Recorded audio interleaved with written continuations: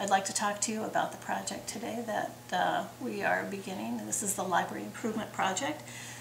The original scope, as approved by the City Council, was to improve library spaces, to improve gathering spaces, and to provide more efficient staff spaces. The Library Board has honed these needs into an all-encompassing scope of efficiency, flexibility, and accessibility. The last renovation in this building was actually in 1984. That's almost, well, that was 30 years ago. The population of Northfield has actually just about doubled since then, and we're still in the same library space. And so just in terms of building maintenance, there is a host of things that we need to do, including HVAC upgrades, building sprinklering for fire safety.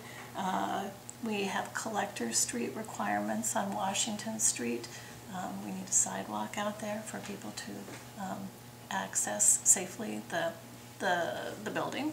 And we also need to be in full compliance of ADA accessibility. And so the need for the project just physically is that, but we also need to recognize that, you know, libraries are different. People use libraries differently than they do 30 years ago.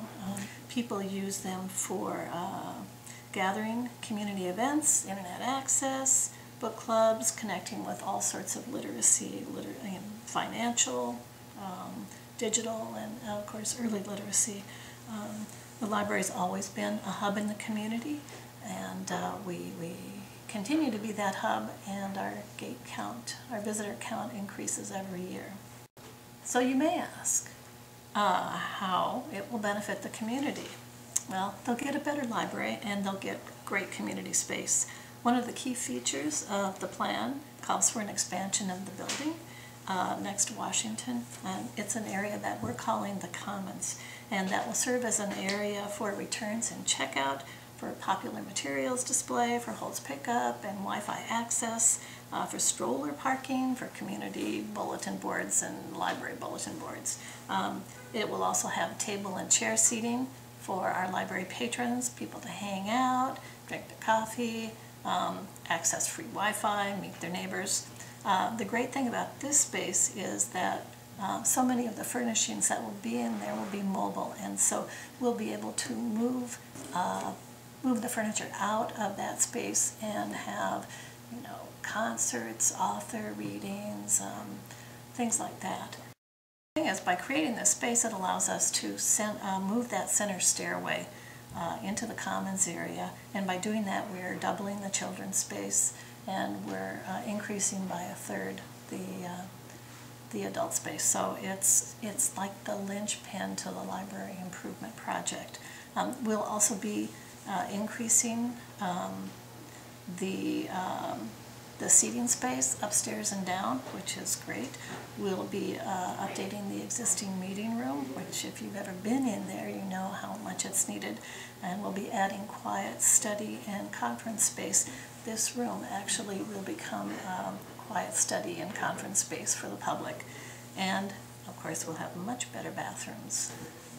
Now, we have had a number of community meetings, and we've gotten a lot of feedback from the public. By and large, everyone is very positive and excited about the project.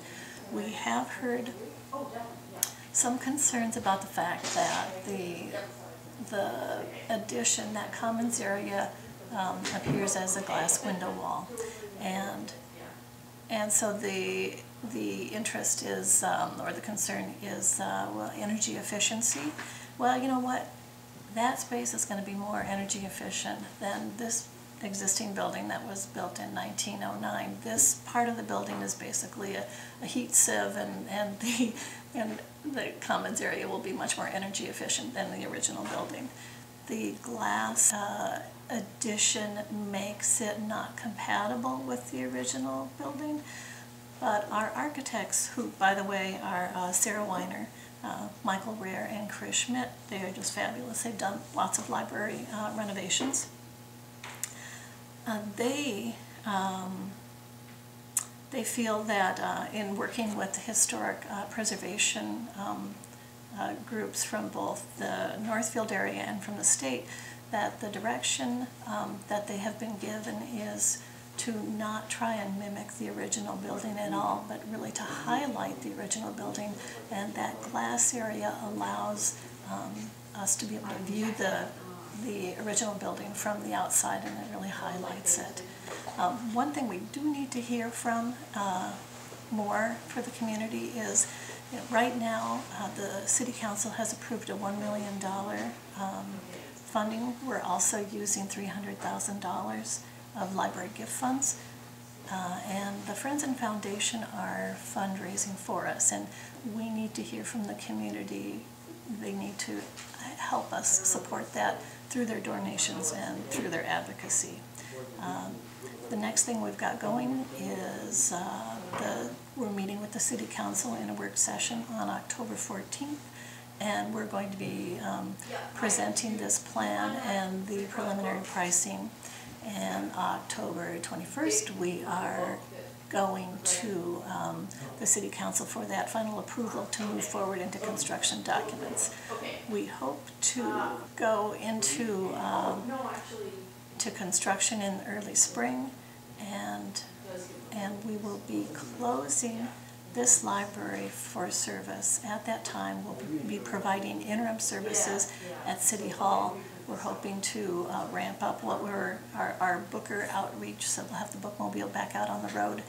We hope to have the summer reading program at one of the area elementary schools, and we will be opening for services again in fall of 2015.